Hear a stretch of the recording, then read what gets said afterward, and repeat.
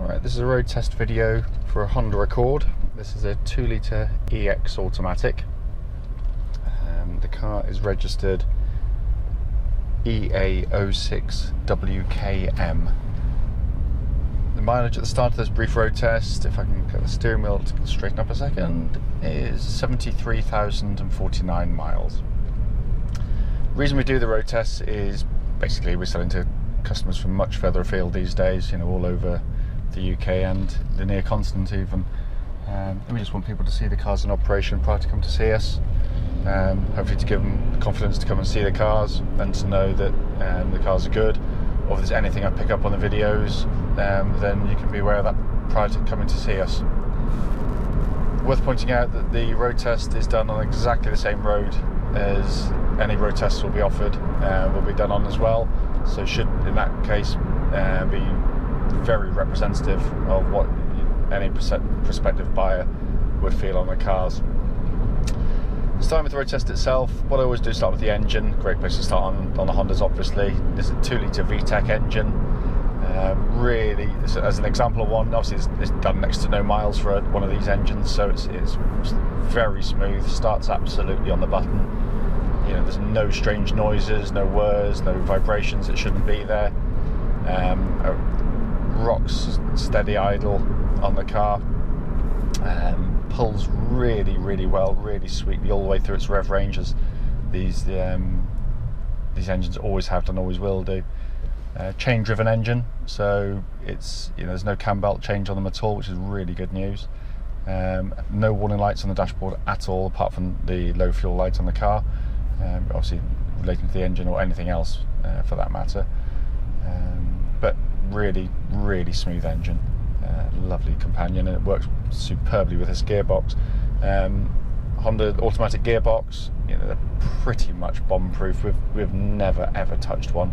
This one changes gear really smoothly, very slick indeed.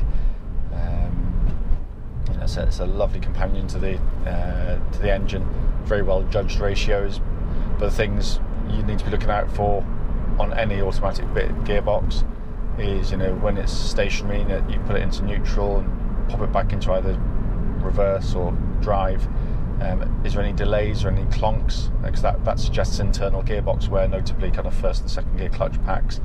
And it's there's nothing. It selects absolutely beautifully. But I'd expect it to on the Hondas. Well up to sort of a couple 100,000 miles. They're very tough indeed. This gearbox has an option, you can do manual changes. Just pull the gear lever to the right here, it's selected 4th gear for me. Pull it back, I'm in 3rd. Push it forward, I'm in 4th. Now it doesn't get used a lot, but it's actually really good if you're going to do an overtaking manoeuvre and want to control the gear you're in. Then it's really good for that, because automatics by definition, they haven't got eyes, they can't see what's going on ahead.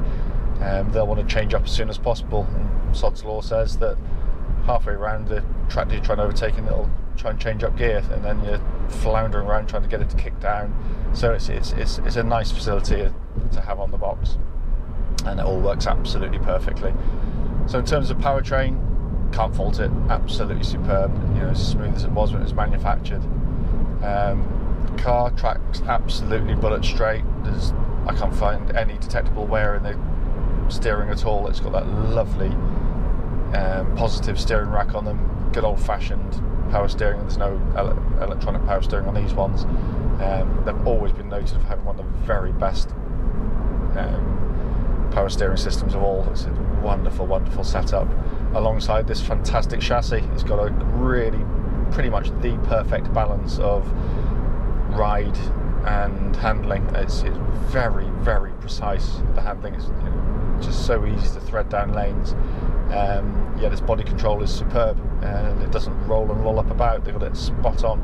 And again, as with the steering, I just genuinely cannot detect any wear under the car at all. There's no anti-roll bars chattering away underneath, little link arms chattering away, struts with a little bit of looseness and a few knocks and bumps. It's a testament to how well Honda make their cars, and this is a really lovely example of what is one of my favourite Hondas. I've always loved this generation Accord. It's a superb car.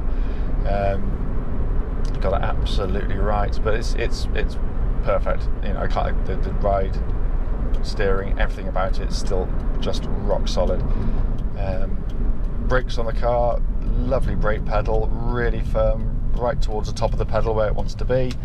There's no pulsing, no vibrations coming back through the brake pedal. I will do it at higher speed as well. I'm not just going to get away with doing a sort of a gentle stop like that, don't worry. Also, as I'm driving along, I'm listening out for kind of noises that shouldn't be there, notably, you know, if someone's damaged a seal on a window, or windscreen's badly fitted, or sunroof not fitted quite right. Sometimes you get a bit of wind hiss inside the cars, but it's as quiet as it should be, and it's, you know, it's very quiet indeed, actually.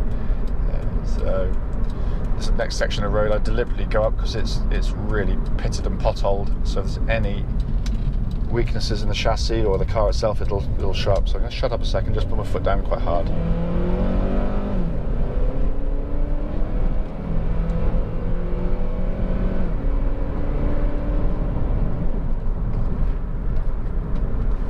Spot on. So accelerates perfectly, brakes perfectly, engine sings lovely and sweet, as all the VTECs do.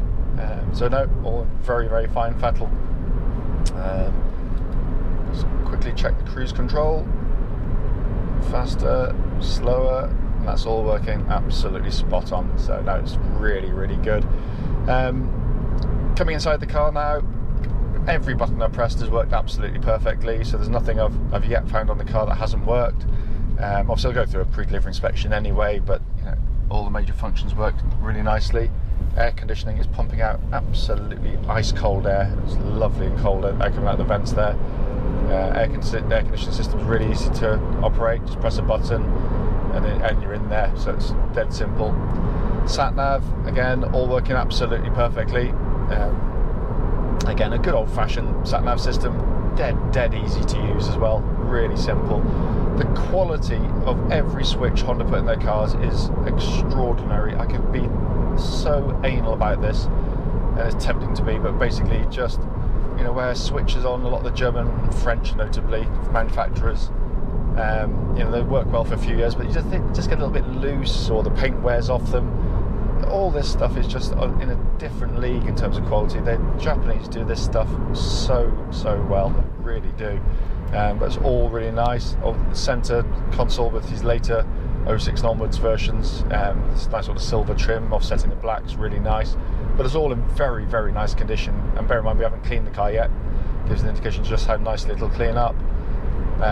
Coming across the dashboard here, you know, classic Honda dashboard, dead simple. Nothing on there that doesn't need to be on there. All the pixelation, all the information's working perfectly on there. Got this information displayed down there, which you can access by rocking through on the switch down here. Temperature gauge, a third of the way up the gauge, which is exactly where it needs to be on any Honda car, whether it be petrol, diesel, or otherwise, and that's absolutely spot on the car. But it all works so well. It's such a nice car, and I've had quite a few of these versions. You know, they are deceptively good on fuel.